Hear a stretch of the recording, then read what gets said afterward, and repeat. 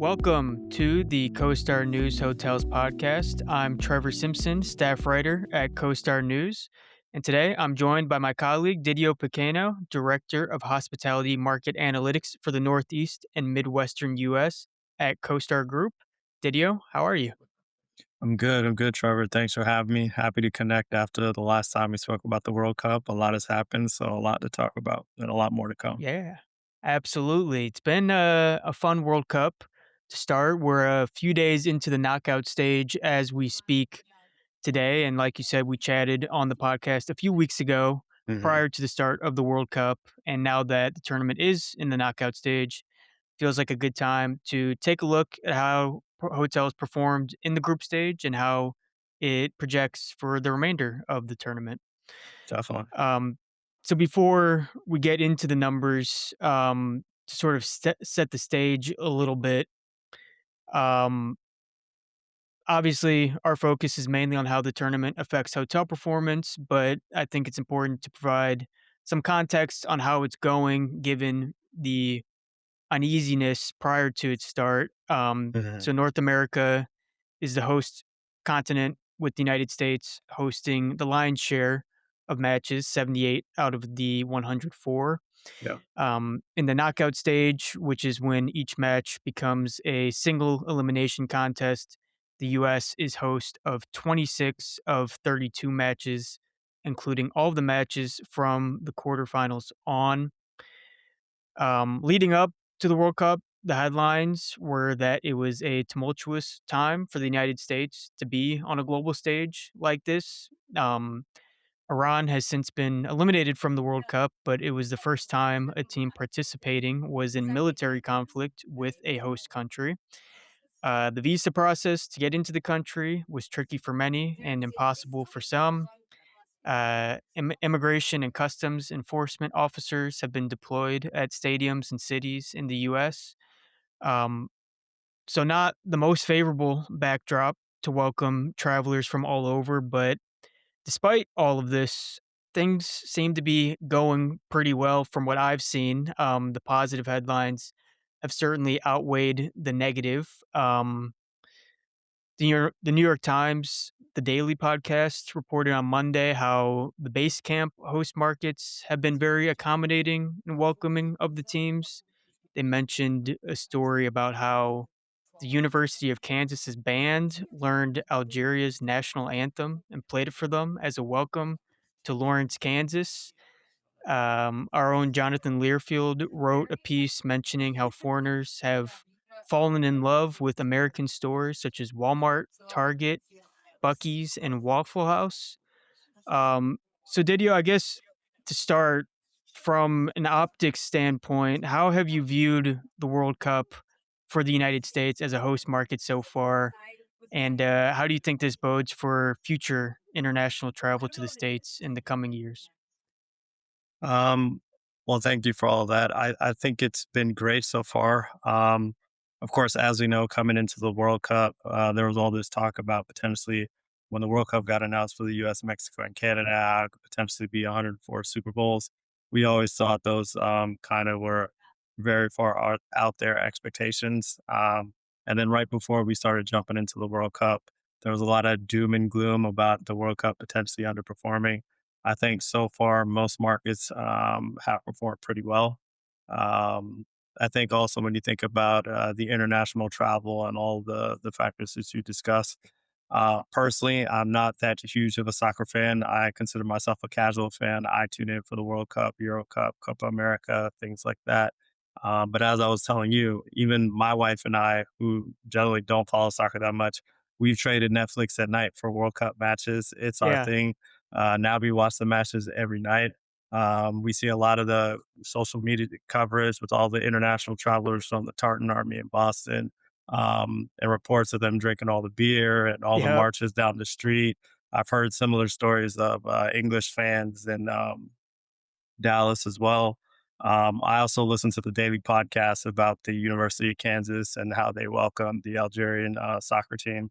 So I think all that is great. It's also been great to see all the social media reaction from international travelers about all of these perceptions that they had about the U.S. And how they've come here and they really love their time in America, love their time with Americans, how most Americans have been overly welcoming, warm, and friendly. And to your point, all the trips to Bucky's, people being fascinated with the Walmarts. I'm even hearing Yeah. about international travelers taking back Hidden Valley Ranch has been a hit apparently. Uh-huh. So I think all of that's been great. Not only great for the U.S., the perception of the U.S., and just great for the World Cup as well. Yeah.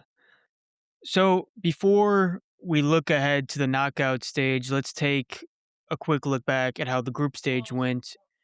Overall, how much did the actual hotel performance match up with your expectations ahead of the tournament that it would be driven by rate rather than occupancy? I think so far, not to toot our own horn too much, I think we hit the nail on the head. Coming in, I believe we forecasted that RevPAR would increase on average for host markets around 13 or 14%. The actualized numbers have come in slightly above that. I believe last I checked, it was about on average 20%. Of course, some markets are well above that, some markets are below. But again, we coming into the World Cup, we had stressed that this was not going to be an occupancy event, this is going to be a rate event. That's what we had been told from general managers, revenue managers, hotel owners all around the country. And that's definitely proven to be the case thus far. What have some of the standout markets been so far? San Francisco stands out. They've been able to increase RevPAR substantially. Dallas really stands out. That was a market we had our eyes on coming into the World Cup because aside from the fact that they're hosting the highest number of matches, they also have the International Broadcast Center. So they have, I think, 2 to 3,000 media personnel tied to the World Cup in the market. So that's going to boost demand not only on match nights, but nights that don't feature matches. Kansas City also stands out because they perform pretty well. If I'm not mistaken, I believe in the US, they're actually the smallest market in terms of room inventory. Right. So all that compression and all those matches have really boosted performance there. So I think those three markets really stand out to me as of right now. When have we been seeing the pickup in demand at these markets? How many days out before matches do we start to see some pickup? It's hard to see. I would have to spend some more time with the numbers. But I think one thing that we've seen, not just with the World Cup, but in travel in general, booking windows have definitely shortened. So you've had a lot more people book a lot later. And it seems like they've been more willing to pay more. And that's just become a common trend, apparently. Yeah. So as previously mentioned, the knockout stage has already begun. The United States play tonight, actually. Hmm. And the soccer has been pretty incredible as a casual fan as well. Sorry to our friend and colleague Jan Freitag on Sorry, Germany's indeed. abrupt exit, but I'm going to use them as an example for my next question here. Mhm.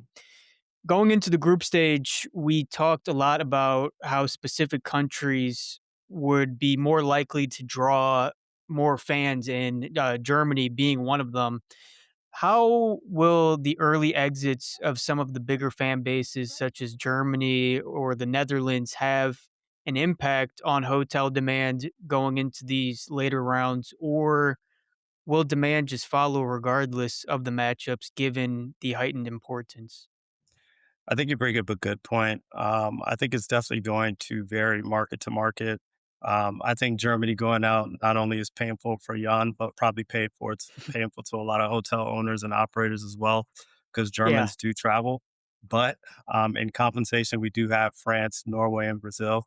I'm sure you've been seeing all the coverage of the Norwegian fans traveling around the country, doing the Viking row all over the place. And France, the French do travel as well. So we do have some great teams that have advanced. We also have England. I saw it just beat Congo. I was actually yeah. rooting for Congo. Sorry, England. But I was English with fans you. travel. So as a hotel fan, I'm here for it. Yeah, it's an important lesson that you can plan as much as you want, but you can't look ahead too much. I Correct. know Correct. going into the tournament, there were some hopes, obviously, like we've been mentioning. Sorry again, Jan, but there was a potential France Germany match on July 4th in Philadelphia. Paraguay advanced instead Yep. in a great Yep. match. there was the potential for a Messi versus Ronaldo match in Kansas City, but that is no longer in the cards. So it'll be interesting to see how things play out from here on out.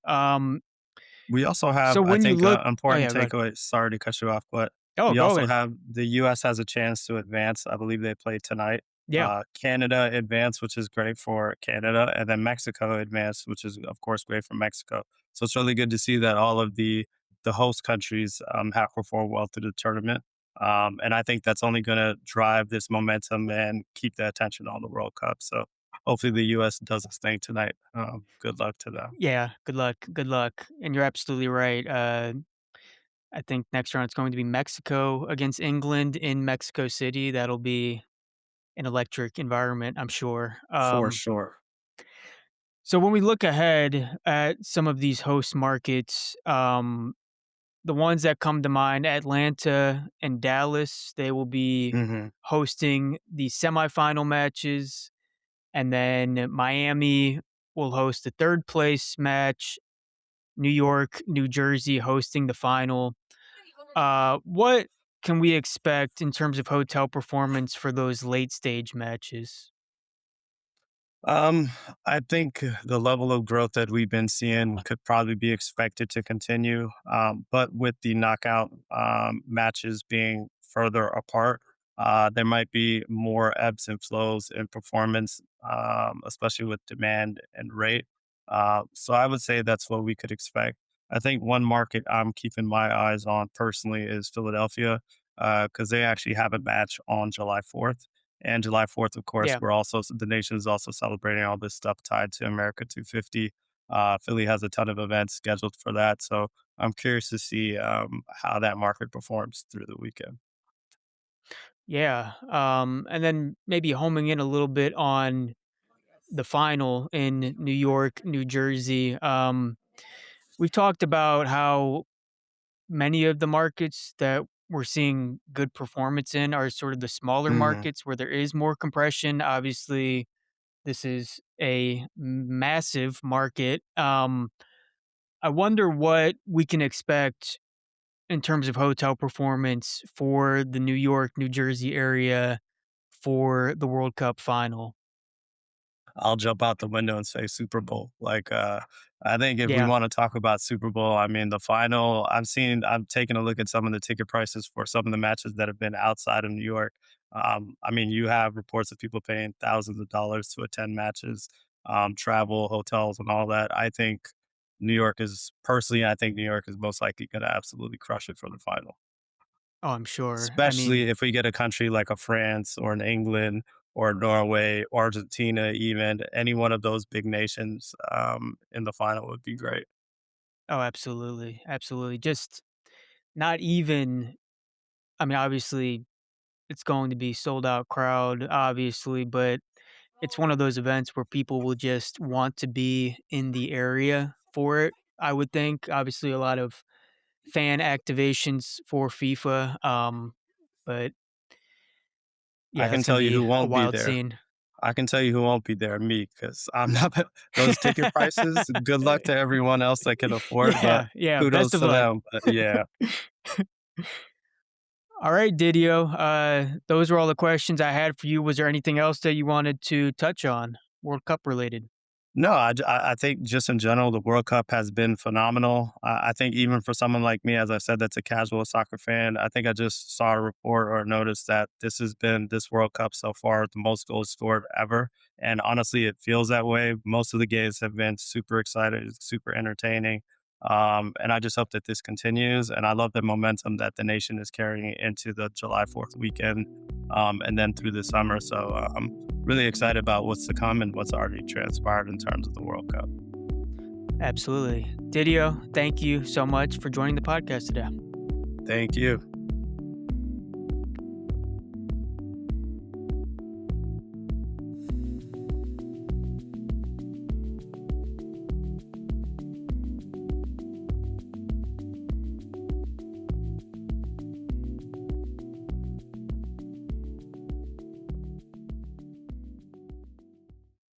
The marquee gathering of the industry's data community is almost here.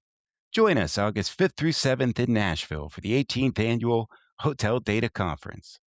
With a unique mix of attendees, impactful networking, and practical best practices you can put to work immediately, HDC is where data turns into decisions. Visit hoteldataconference.com to view the 2026 lineup and secure your spot today. This episode of the CoStar News Hotels podcast was recorded on July 1st, 2026, and edited by Trevor Simpson. Visit costar.com/hotel news for the latest industry coverage, and look for all of our podcasts on Apple, Spotify, YouTube, or your platform of choice.